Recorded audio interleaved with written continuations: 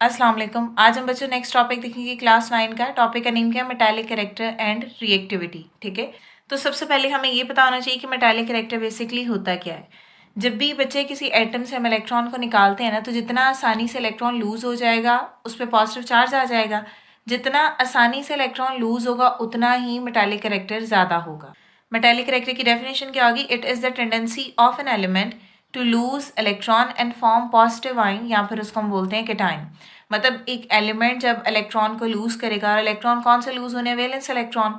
जब electron lose करेगा उस पर पॉजिटिव चार्ज आएगा। जितनी आसानी से पॉजिटिव चार्ज आएगा उतना मेटालिक कैरेक्टर ज़्यादा होगा। फॉर एग्जाम्पल बच्चों, हमारे पास दो एग्जाम्पल अगर मेंशन करें, एक है यहाँ पर मैंने लिथियम की एग्जाम्पल लिखी और दूसरी है सोडियम की। अगर आप एटॉमिक नंबर देखो तो यहाँ पे एटॉमिक नंबर 3 है और यहाँ पे एटॉमिक नंबर 11 है। यहाँ पे बच्चे जस्ट 2 शेल्स होंगे। ठीक है, पहले 2 इलेक्ट्रॉन इसमें आ जाएंगे, अगला इलेक्ट्रॉन इसमें आ जाएगा। इस केस में हमारे पास जो है वो कितने शेल्स होंगे? टोटल जो है वो 3 शेल्स होंगे। पहले 2 इलेक्ट्रॉन फर्स्ट शेल में आएंगे, अगले में 8 होंगे और लास्ट वाले में 1 इलेक्ट्रॉन होगा।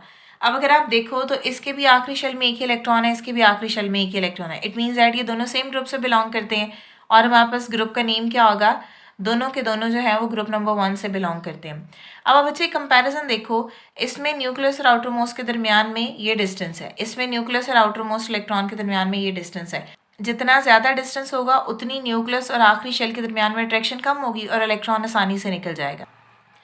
तो यहाँ पे आप देखो इन दोनों के कंपैरिजन में, जब दोनों के पास लास्ट शेल में 1 इलेक्ट्रॉन ही हो तो इलेक्ट्रॉन उस एटम से आसानी से निकलेगा बच्चे जिसका साइज बड़ा होगा। ठीक है, तो इट मीन्स दैट दोनों केस में सोडियम से इलेक्ट्रॉन को आसानी से निकाला जाएगा, इस पे जल्दी पॉजिटिव चार्ज आ जाएगा और सोडियम का मेटालिक कैरेक्टर लिथियम से ज़्यादा होगा। अच्छा, इससे एक चीज़ तो हमें क्लियर होगी, बिकॉज अगर यहाँ पे मैं देखूँ तो ग्रुप नंबर 1 में लिथियम है, फिर सोडियम है, फिर पोटाशियम है, फिर रुबीडियम है। अब हमने इन दो को कंपैरिजन किया, इन दो में हमने कहा कि इसका मेटालिक कैरेक्टर ज़्यादा है, इसका कम है। इसका मतलब है कि पोटाशियम का मेटालिक कैरेक्टर सोडियम से ज़्यादा होगा, रुबीडियम का मेटालिक कैरेक्टर पोटाशियम से ज़्यादा होगा। तो means down the group metallic character क्या होगा बच्चों? इंक्रीज करेगा। रीज़न क्या होगा? Down the group shells increase कर, अब साइज इंक्रीज होगा। साइज इंक्रीज होगा तो न्यूक्लियस और आखिरी शेल के दरमियान में अट्रैक्शन जो है वो कम होगी। कम एनर्जी पे, कम आयनाइजेशन एनर्जी पे इलेक्ट्रॉन जो है वो निकल जाएगा।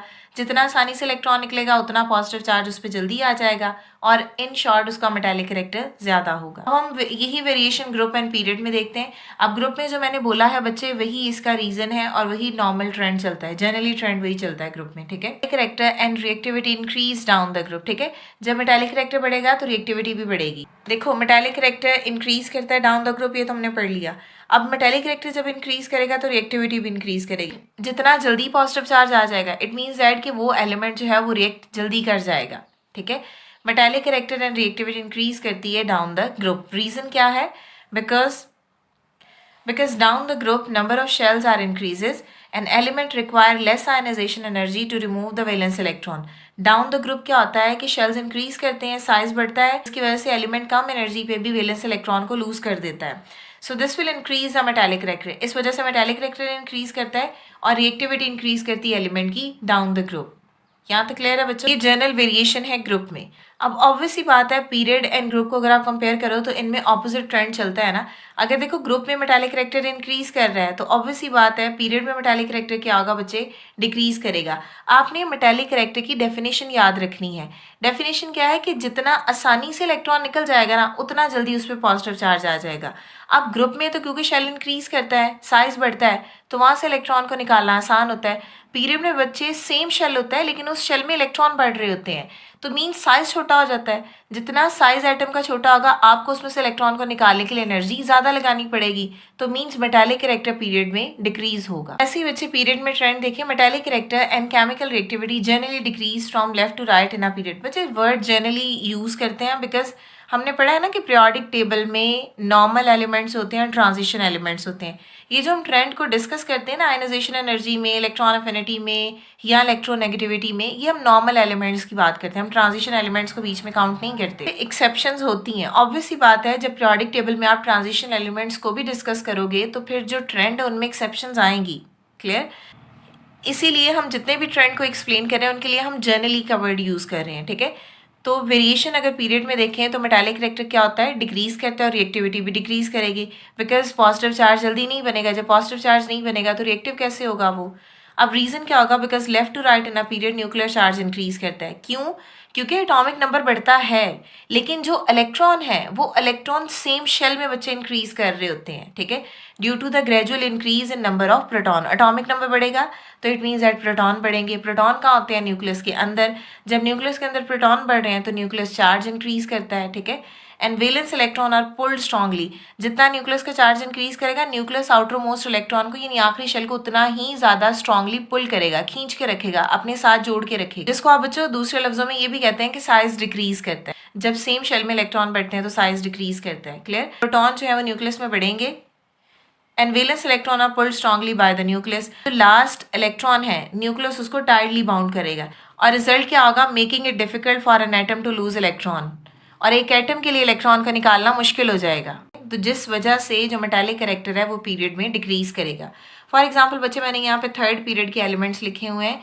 अब थर्ड पीरियड में sodium, magnesium, aluminium, silicon, phosphorus, sulphur and chlorine है। नीचे इसका एटॉमिक नंबर है 11, 12, 13, 14, 15। तो आपने एक चीज देखो, जब आप इनमें से बच्चे सबकी इलेक्ट्रॉनिक कन्फिग्रेशन करोगे ना, जो एलिमेंट जिस पीरियड से बिलोंग करता है उसमें टोटल नंबर ऑफ शेल्स उतने ही होते हैं, ठीक है। अब जैसे सोडियम है, अभी हमने सोडियम की एग्जांपल पीछे एक्सप्लेन की है, उसमें 3 ही शेल थे। लास्ट इलेक्ट्रॉन थर्ड शेल में था। शेल में 1 इलेक्ट्रॉन होगा, फिर 2 होंगे, फिर 3, फिर 4, फिर 5, फिर 6, फिर 7। थर्ड शेल में ही इलेक्ट्रॉन इंक्रीज करते जा रहे हैं, तो साइज क्या होगा, डिक्रीज होता जाएगा। तो आपके पास जो रिएक्टिविटी होगी अलोंग द पीरियड वो भी डिक्रीज होती जाएगी। मेटालिक कैरेक्टर भी क्या होगा, डिक्रीज होता जाएगा। अगर हम पीरियड में देखें तो पीरियड में मेटालिक कैरेक्टर और नॉन मेटालिक कैरेक्टर दोनों होता है। जब आप सोडियम एंड मैग्नीशियम को देखोगे तो इसमें सोडियम ज़्यादा रिएक्टिव होगा। अगर आप सोडियम को मैग्नीशियम से कंपेयर करोगे तो मैग्नीशियम सोडियम से लेस रिएक्टिव है, लेकिन दोनों रिएक्टिव एलिमेंट्स हैं, ठीक है।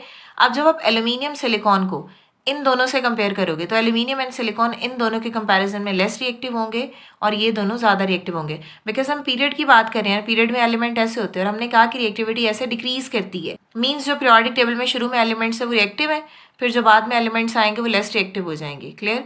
उसके बाद बच्चों जो फास्फोरस एंड सल्फर है, अब ये पॉजिटिव एलिमेंट तो नहीं है, बिकॉज ये पॉजिटिव चार्ज तो नहीं बनाएंगे, इलेक्ट्रॉन नहीं लूज करेंगे, ये नॉन मेटल है। तो जब आप पीरियड में मूव करते हो, जब नॉन मेटल्स आती हैं तो नॉन मेटल्स के करेक्टर में रिएक्टिविटी जनरली इंक्रीज होना शुरू हो जाती है दोबारा, बिकॉज यहाँ पे तो मेटालिक करेक्टर कम हो गया ना, अब रिएक्टिविटी यहाँ पे नॉन मेटल्स की बढ़ जाएगी। हम इन दोनों को कंपेयर करेंगे, लेस रिएक्टिव क्यों है, क्योंकि नंबर ऑफ इलेक्ट्रॉन जो है वो सेम शेल में इंक्रीज करते हैं, जिसकी वजह से साइज छोटा हो जाता है। क्लियर। मेटालिक करेक्टर शो कर रहा था, जब हम और ज्यादा यहाँ पे गए पीरियोडिक टेबल में राइट साइड पे, तब नॉन मेटालिक करेक्टर जो है वो शो होना शुरू हो जाता है। तो इस केस में रिएक्टिविटी जनरली जो है वो दोबारा से नॉन मेटल्स की इंक्रीज कर जाती है। क्लियर। अब नेक्स्ट टॉपिक है बच्चे डेंसिटी क्या है। टॉपिक है डेंसिटी क्या है। डेंसिटी बेसिकली क्या है, it is the mass of the substance in a unit volume, यानी हम डेंसिटी कहते हैं, density is equal to mass per unit volume. इसका मतलब ये है कि जिस चीज का मास ज्यादा होगा उसकी डेंसिटी ज्यादा होगी, ठीक है। Mass is directly proportional to density. और अगर आप इसका यूनिट निकालो तो यूनिट इसका क्या निकलेगा। अब आप देखो मास का यूनिट क्या होता है बच्चे, ग्राम, और वॉल्यूम किस में मेजर होता है, सीएम क्यूब में। अब अगर आप इसको ऊपर लेके जाओ तो डेंसिटी का यूनिट क्या होगा, ग्राम पर सीएम क्यूब। तो डेंसिटी की डेफिनेशन क्या हुई, it is a mass of the substance in a unit volume, ठीक है। यानी एक यूनिट वॉल्यूम पे जो मास ऑफ सब्सटेंस होगा वो डेंसिटी है। ऐसे ही देखो, जो अगर हम ग्रुप्स में और पीरियड में ट्रेंड देखें डेंसिटी का, फार्मूला में हमने क्या लिखा है, density is directly proportional to mass. देखो जितना ज्यादा मास होगा उतनी ज्यादा डेंसिटी जो है वो एलिमेंट की ज्यादा होगी। तो डेंसिटी जो है वो एलिमेंट की जनरली इंक्रीज करती है from top to bottom in a group, ठीक है। तो ग्रुप में क्या होगा, डेंसिटी इंक्रीज करेगी।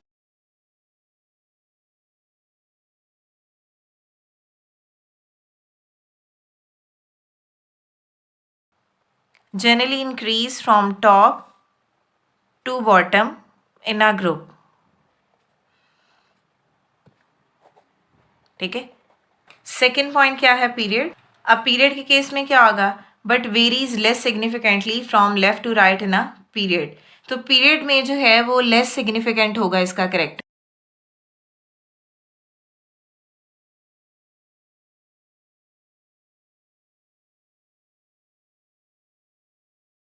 हम पीरियड में ट्रेंड देखें तो पीरियड में जो डेंसिटी है वो वेरी करती है less significantly from left to right in a period. Because period में साइज ऑफ एलिमेंट का वो डिक्रीज कर रहा होता है, तो इस केस में जो चेंज आता है वो लेस सिग्निफिकेंटली आता है। बच्चे ये था आज का टॉपिक, ये हमारा चैप्टर 8 का लास्ट टॉपिक था। आई होप कि आपको क्लियर हो गया होगा। अब हम नेक्स्ट है वो चैप्टर 9 स्टार्ट करेंगे। अगर स्टिल आपको कोई भी प्रॉब्लम है या कोई भी क्वेश्चन है तो आप कमेंट कर सकते हैं। नेक्स्ट वीडियो तक के लिए अल्लाह हाफिज़।